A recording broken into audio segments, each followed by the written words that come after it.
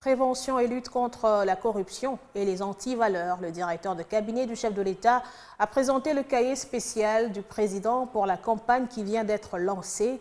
Il a également présenté le contenu des hyper-guides de l'argent de douane. C'est une initiative de la coordination pour le changement de mentalité en collaboration avec les partenaires douaniers. 26 janvier, journée internationale de la douane pour la grande communauté douanière de la RDC et ses partenaires. La célébration a coïncidé avec la présentation du cahier spécial du président de la République pour la prévention, la lutte contre la corruption et les antivaleurs, ainsi que la présentation du contenu des hyper-guides de l'agent des douanes. En ce jour symbolique, réputé pour être celui choisi par l'Organisation mondiale des douanes pour laisser libre à la réflexion et à la mise en lumière de ce domaine stratégique de la vie des États, cette activité vient à point nommé en ce qu'elle marque un tournant décisif dans l'histoire nationale de la douane et renforce notre ferme conviction dans le progrès de notre pays. Cet outil de premier plan pour les douaniers est composé de 4 tomes qui s'articulent autour de plusieurs thématiques générales relatives aux questions douanières et accises. C'est une lourde responsabilité qui est donnée à la douane, qui sert, comme l'a dit le directeur de cabinet du chef de l'État. La douane est une entreprise aujourd'hui pilote pour commencer la sensibilisation dans les jours, les années à venir, pour que nous puissions assainir l'environnement fiscal. La coordination pour les changements de mentalité, initiatrice du projet, précise que ces guides entrent bien dans la lutte pour le changement des mentalités.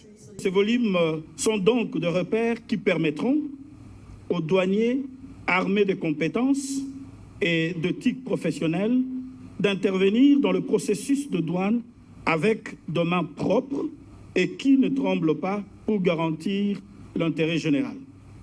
Il est à relever que l'édition président de la République prévue pour mars 2023 sera une refonte intégrale de la première édition et contiendra désormais, en plus de dernières révisions de textes législatifs et réglementaires, les éléments fondamentaux. L'homme le plus heureux de la journée, Jacques Kambala Chilombo, coordonnateur du projet, qui s'est réjoui de l'aboutissement d'un travail de longue haleine. Les hyperguides, dans leur édition président, serviront à la formation des douaniers sur tous les aspects réglementaires, mais aussi et systématiquement sur les aspects éthiques.